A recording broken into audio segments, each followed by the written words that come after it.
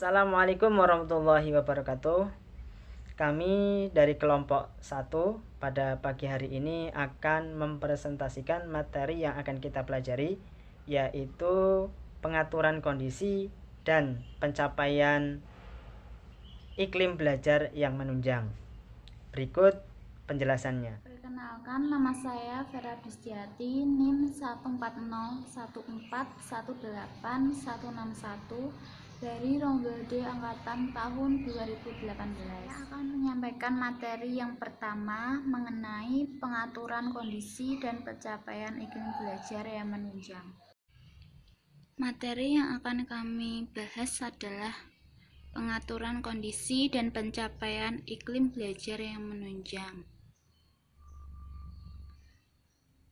Materi tersebut kami rangkum dalam bentuk peta konsep. Yang pertama ada kondisi fisik tempat belajar berpengaruh terhadap proses dan hasil belajar. 2. Kondisi sosio-emosional tempat belajar berpengaruh terhadap proses dan hasil belajar. 3. Mengatur tempat duduk siswa dalam bentuk denah. Yang pertama ada kondisi fisik tempat belajar berpengaruh terhadap proses dan hasil belajar. A. Ruangan tempat berlangsungnya pembelajaran. Besarnya ruangan kelas sangat tergantung pada berbagai hal, di antaranya 1. Jenis kegiatan. Artinya, kegiatan pertemuan tatap muka klasikal dalam kelas atau bekerja di ruang praktikum. 2. Jumlah siswa yang melakukan kegiatan. Artinya, kegiatan bersama secara klasikal atau kegiatan dalam kelompok kecil. Ruang belajar diartikan sebagai tempat siswa dan guru melaksanakan kegiatan belajar mengajar, meliputi ruang kelas, ruang laboratorium, dan ruangan auditorium. Yang pertama ada ruang kelas. Ruang kelas harus diusahakan memenuhi syarat sebagai berikut. 1. Ukuran ruang kelas minimal 8 x 7 meter. 2. Dapat memberikan keleluasaan gerak, komunikasi, pandangan, dan pendengaran. 3. Cukup cahaya dan sirkulasi udara. 4.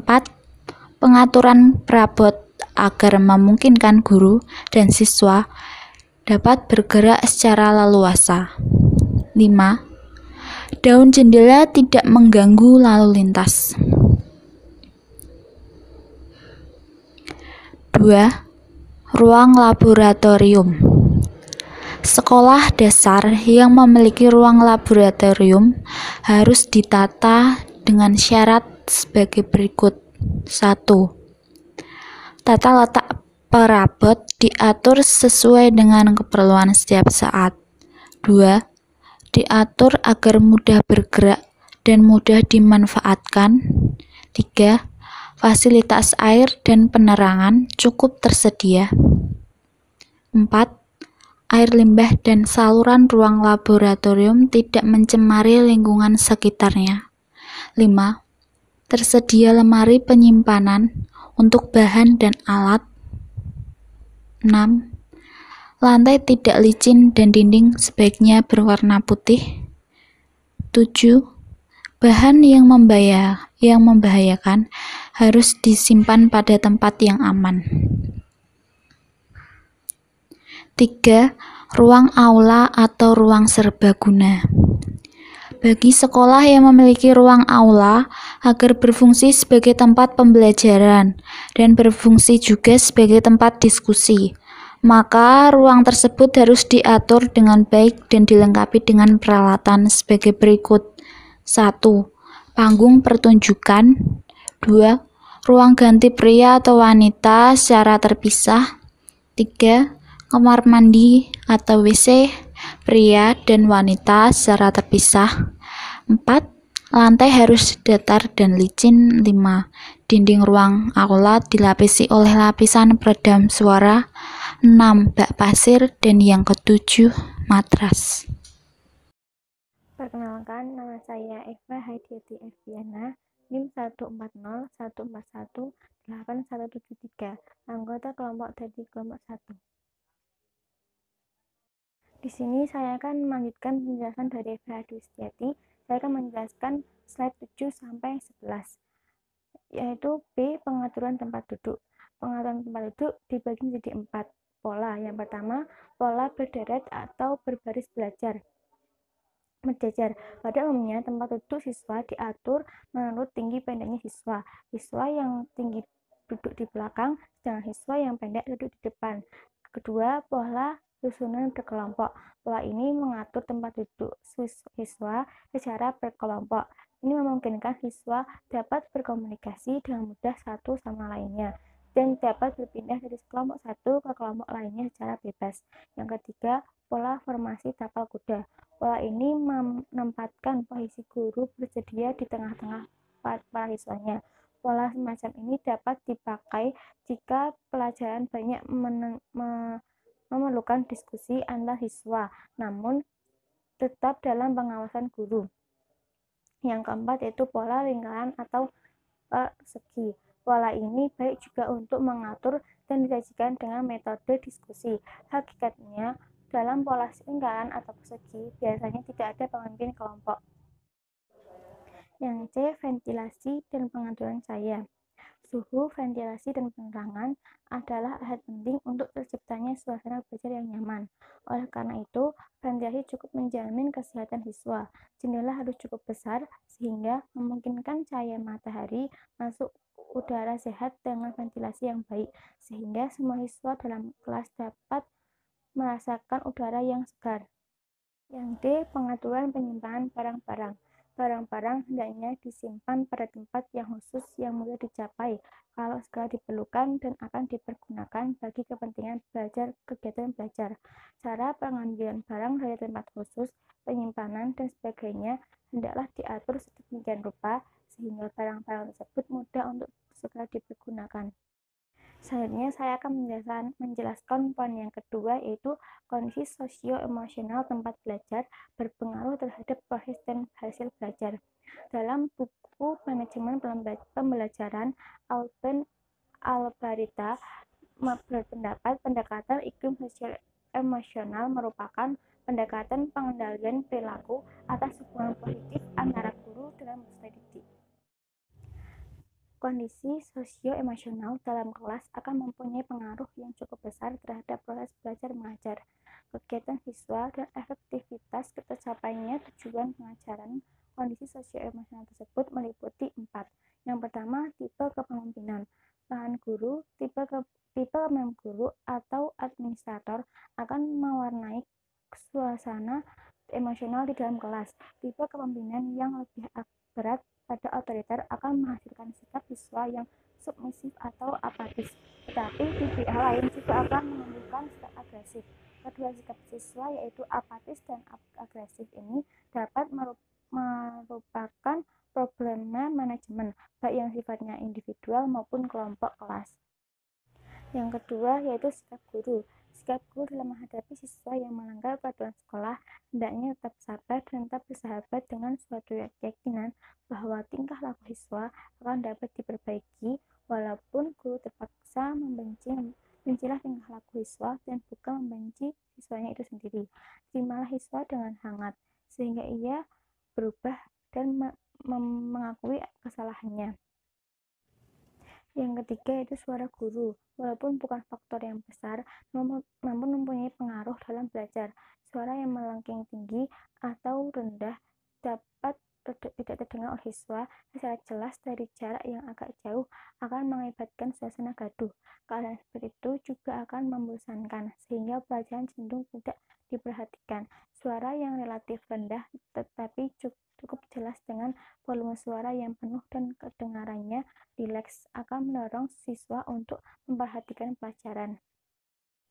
Yang keempat yaitu pembinaan hubungan baik. Pembinaan hubungan baik antara guru dan siswa dalam masalah manajemen kelas adalah hal yang sangat penting. Dengan terciptanya hubungan baik, guru siswa senantiasa gembira, penuh gairah dan semangat, bersikap optimisme, realistik dalam kegiatan belajar mengajar yang sedang dilakukan, serta terbuka terhadap hal-hal yang akan ada pada dirinya. Selain itu, guru harus adil dalam memperhatikan peserta didik. Terima kasih. Perkenalkan, nama saya Fira Hadisa Salsabila, NIM 14011418167. Pengaturan tempat duduk siswa dalam bentuk denah. Tujuan utama penataan lingkungan fisik kelas ialah mengarahkan kegiatan siswa dan mencegah munculnya tingkah laku siswa yang tidak diharapkan melalui penataan tempat duduk, perabot, pajangan, dan barang-barang lainnya. Terdapat beberapa pengaturan tempat duduk di kelas yang bisa diterapkan saat kegiatan belajar mengajar. Yang pertama, model U. Formasi dengan bentuk huruf U dapat meningkatkan keaktifan siswa sehingga mereka jadi lebih antusias mengikuti pelajaran. Dalam hal ini, Bapak Ibu adalah sosok yang paling aktif dengan bergerak ke segala arah dan langsung berinteraksi dengan siswa. Meja tapal kuda. Siswa berkelompok di ujung meja. Dalam satu kelompok ditempatkan berdekatan. Meja berbaris. Dua kelompok duduk berbagi satu meja. Meja kelompok. Siswa dalam satu kelompok ditempatkan berdekatan. Selanjutnya ini dilakukan dengan menata meja untuk membentuk kelompok kecil belajar. Di kelas ada 2 papan tulis, tetapi papan itu merefleksikan aktivitas dan pencapaian muridnya. Selanjutnya,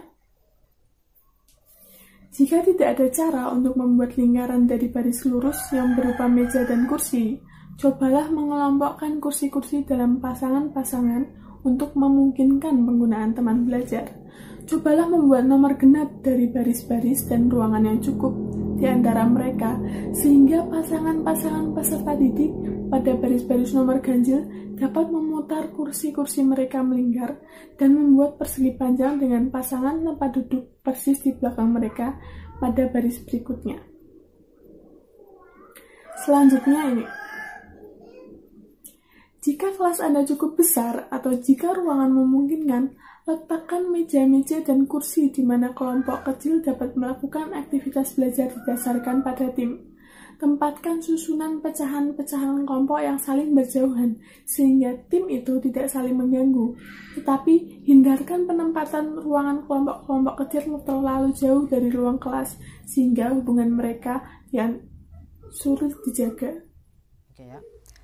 Perkenalkan, nama saya Muhammad Misbahul Munir, NIM 14014181184, akan melanjutkan presentasi dari Fira Hanisa sebagai berikut. Denah tempat duduk yang nomor 7 adalah denah tempat duduk melengkung klasik. Guru berada di depan, kemudian siswa duduk di depan guru dengan bentuk baris akan tetapi melengkung. Kemudian yang nomor 8 yaitu denah tempat duduk dengan bentuk melengkung berkelompok. Bentuk ini hampir sama dengan melengkung klasik, akan tetapi tiap lengkungan diisi oleh kelompok-kelompok. Selanjutnya, yang nomor 9 adalah tempat duduk berkelompok. Siswa dengan kelompoknya masing-masing duduk dengan berhadapan-hadapan. Kemudian yang nomor 10 yaitu denah tempat duduk kelas formasi chevron. Bentuknya hampir sama dengan melengkung, akan tetapi formasi chevron ini lurus, kemudian di tengahnya ada bengkokan.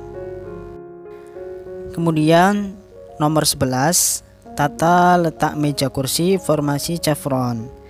Hampir sama dengan yang sebelumnya, akan tetapi di depan meja kursi siswa yang sudah membentuk lurus juga ada siswa yang berada di tengah. Nomor 12, kombinasi setting kelas letter U. Bentuknya seperti huruf U, guru berada di depan, kemudian tempat duduk siswa membentuk huruf U. Nomor 13, penataan meja kursi kelas letter T. Jadi meja dibentuk menjadi huruf T, kemudian siswa duduk sesuai dengan mejanya. Guru masih berada di depan. Selanjutnya nomor 14, setting kelas meja konferensi. Tempat duduk dengan model ini seperti ketika rapat di kantor, yaitu siswa-siswa mengelilingi meja yang besar, kemudian guru berada di depan seperti moderator. Selanjutnya nomor 15, posisi duduk siswa model konferensi. Ya, sesuai yang tadi sudah saya jelaskan, jadi siswa duduk mengelilingi meja besar, kemudian guru berada di depan. Selain itu juga bisa mengelilingi siswanya. Nomor 16 yaitu model konferensi 3 baris. Sama dengan model sebelumnya konferensi, yaitu siswa duduk melingkari meja yang besar, akan tetapi pada model ini ada 3 meja. Kemudian yang terakhir adalah setting meja kursi kelas double U. Bentuknya seperti letter U, akan tetapi tiap barisan ada 2. Itulah teman-teman model-model formasi tempat duduk. Selanjutnya kesimpulan dari materi kita kali ini, yaitu pengaturan kondisi dan pencapaian iklim belajar yang menunjang.